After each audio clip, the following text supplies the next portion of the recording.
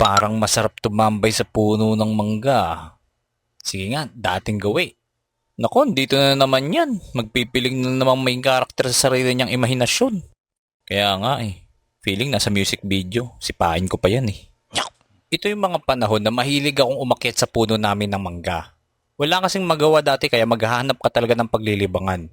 Kasi nga di pa uso yung mga cellphone na may data tsaka social media. Kaya minsan, naglalaro lang rin kami ng mga kaibigan namin. Pre, sabi ni Juniper, laro daw tayo bahay-bahayan. Oo nga, tara, bahay-bahayan tayo. Sabi ko nga sa kanya, wag na eh. Mga lalaki tayo, pambabae kasi yan eh. Bigyan ko kayo 10, laro lang tayo. Sige. O ganito na lang ah. Ako na lang yung mami, tapos siya yung daddy. Tapos ikaw na lang yung anak namin, Juniper. Ha? Teka. Bakit ganun? Si Juniper yung babae. Pero pwede rin naman. Babayaran ko na nga kayo, ako pa yung third wheel.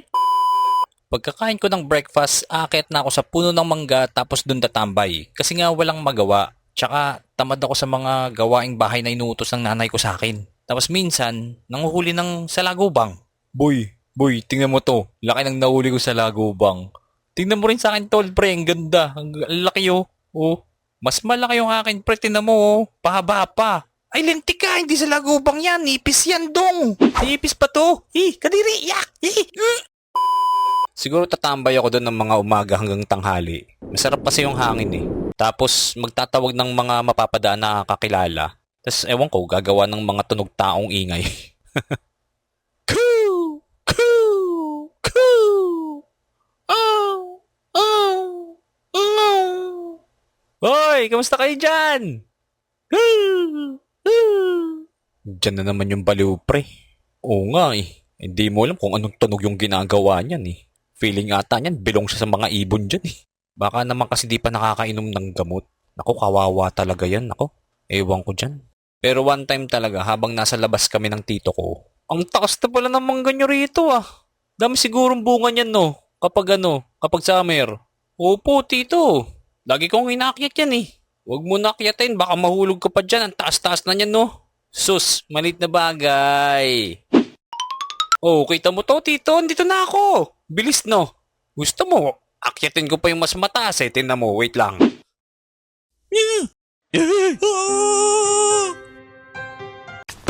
Ay putak, tikang bata ka. Sabi na kasi huwag kang umakyat ng puno eh. Ayan tuloy, nahulog ka. Shit, nahulog yung bata. Wawa, ang taas pa naman ng pinagkahulugan no. Sus, baba ng pinagkahulugan yan. Naku nga, nahulog sa third floor. Di ako makahinga nung moment na yon, grabe. Pero pasalamat na lang talaga ako, may nakakita nung nahulog ako. Kaya after ko ma-fall, di ko na inulit umakyat ng mangga. Masakit palang mahulog nang walang sasalo. Kaya hanggang ngayon, di na ako umakyat ng puno ng mangga. O kaya kung kahit anong punong matataas. Pwera na lang talaga kung may emergency na need talagang umakyat ng puno. Baka yun, gawin ko pa. Kaya sa mga mahihilig umakyat ng puno dyan, o kaya yung need mo talagang umakyat ng puno, mag-ingat-ingat na lang tayo.